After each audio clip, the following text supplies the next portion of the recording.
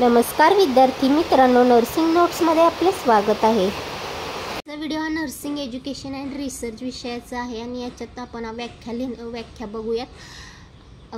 परीक्षेमध्ये कोणतेही 5 व्याख्या येतात 10 मार्कासाठी। तर बघूया व्याख्या। रुग्णालय म्हणजे आजारी किंवा जखमी व्यक्तींवर उपचार करण्यासाठी, त्यांची तपासणी करण्यासाठी आणि त्यांना आवश्यक असलेली वैद्यकीय सेवा देण्यासाठी उभारलेली एक संस्था म्हणजेच रुग्णालय होय। रुग्णालय, हॉस्पिटल, दवाखाना अशी कोणती पण व्याख्या आली तर हीच येणार। सेम रुग्णालयाच्या जागी फक्त दवाखाना, हॉस्पिटल हे शब्द वापरले जातील।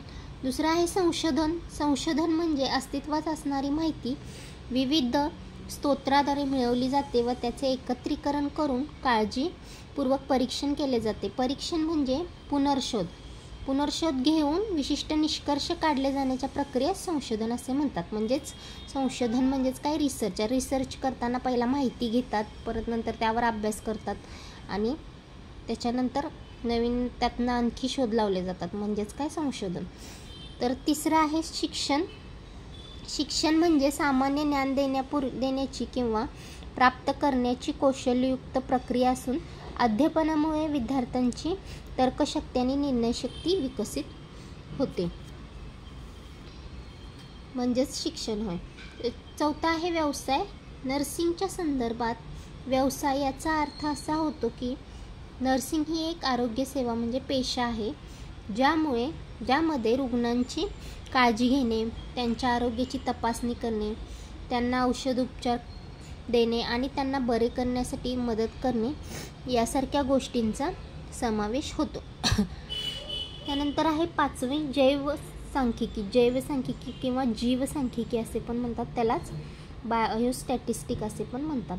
तर विज्ञानाच्या किंवा शास्त्राच्या ज्या शाखेत जैवविज्ञान आणि संख्याशास्त्रांचा जिवंत प्राणिमात्रा संबंधी गोष्टीचे संशोधन करण्यासाठी उपयोग केला जातो तिला जीवसांख्यिकी किंवा जैवसांख्यिकी, बायोस्टॅटिस्टिक असे म्हणतात। जैव म्हणजे जीव म्हणजे जिवंत आणि सांख्यिकी म्हणजे संख्याशास्त्र, म्हणजेच जैवविज्ञान आणि संख्याशास्त्राचा जिवंत प्राणिमात्राच्या मात्रासंबंधी गोष्टीसाठी जे संशोधन केलं जातं त्यास जैवसांख्यिकी असे म्हणतात। 6वा आहे कामगिरीचे मूल्यमापन।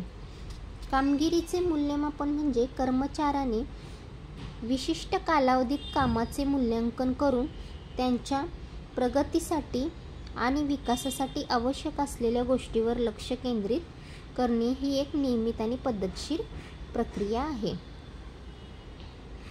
ज्या गोष्टी प्रगतीसाठी आणि विकासासाठी आवश्यक असलेल्या गोष्टीवर लक्ष देणे, नियोजन करणे वेळेचे वगैरे, म्हणजेच काय, कामगिरीचे मूल्यमापन करणे होय। तर ही एक नियमित आणि पद्धतशीर प्रक्रिया आहे। नेक्स्ट बघूया परिचर्या शिक्षण। रुग्णाची काळजी घेण्यासाठी आणि आरोग्य सेवा देण्यासाठी आवश्यक ज्ञान, कौशल्य आणि वृत्ती विकसित करण्यासाठी दिले जाणारे प्रशिक्षण म्हणजे परिचर्या शिक्षण होय। कर्मचारी वर्गीकरण मध्ये रुग्णालय किंवा आरोग्य सेवा संस्थांमधील नर्सिंग कर्मचाऱ्यांचे विविध स्तरामध्ये विभाजन करणे, यामध्ये नोंदणीकृत परिचारिका, सहाय्यक परिचारिका आणि इतर सहाय्यक कर्मचाऱ्यांचा समावेश होतो, त्याला म्हणतात कर्मचारी वर्गीकरण। वेगवेगळ्या स्तरावरती काम करणारे कामगार, स्टाफ, थोडक्यात त्यालाच तेच कर्मचारी वर्गीकरण आहे। 9वा आहे सेवा अंतर्गत प्रशिक्षण। तर सेवेमध्ये कार्यरत असणाऱ्या कर्मचाऱ्यांसाठी दिल्या जाणाऱ्या प्रशिक्षणास सेवा अंतर्गत प्रशिक्षण असे म्हणतात। सेवा अंतर्गत प्रशिक्षण म्हणजे ज्या कामावर असताना आणखी काय त्याच्यातनं शिकायला भेटणार किंवा शिक्षण आपल्याला जे भेटतं त्याला म्हणतात सेवा अंतर्गत प्रशिक्षण। त्यानंतर आहे प्रशासन म्हणजे व्यवस्था पाहणे, लोकांची काळजी घेणे किंवा एखाद्या कार्याची यशस्वीपणे अंमलबजावणी करणे म्हणजेच प्रशासन होय। 11वा आहे कामाचे वर्णन. कामाचे वर्णन म्हणजे एखाद्या विशिष्ट कामाबद्दल, प्रकल्पाबद्दल किंवा जबाबदारीबद्दल दिलेली विस्तृत माहिती होय. म्हणजेच कामाचे वर्णन म्हणजे हे काम असं आहे की कोणते काम कसे करावे याचं हे म्हणजे कामाचे वर्णन. तर व्हॅलिडिटी व रिॲबिलिटी त्यालाच म्हणतात विधिग्राह्यता व विश्वसनीयता. कायदेशीर प्रक्रियेत पुरावा स्वीकार्य आहे की नाही आणि तो किती विश्वासार्ह आहे हे तपासणे म्हणजे विधिग्राह्यता आणि विश्वसनीयता होय. शेवटचं आहे प्रोसेस रेकॉर्डिंग. प्रोसेस रेकॉर्डिंगमध्ये कृती नोंद. प्रोसेस रेकॉर्डिंग म्हणजेच काय तर कृती नोंद किंवा प्रोसेस रेकॉर्डिंग हे एक शैक्षणिक कृती साधन असून दिलेल्या सेवेची कागदपत्री नोंद करून संवाद कौशल्य वाढवण्यासाठी प्रयत्न केला जातो.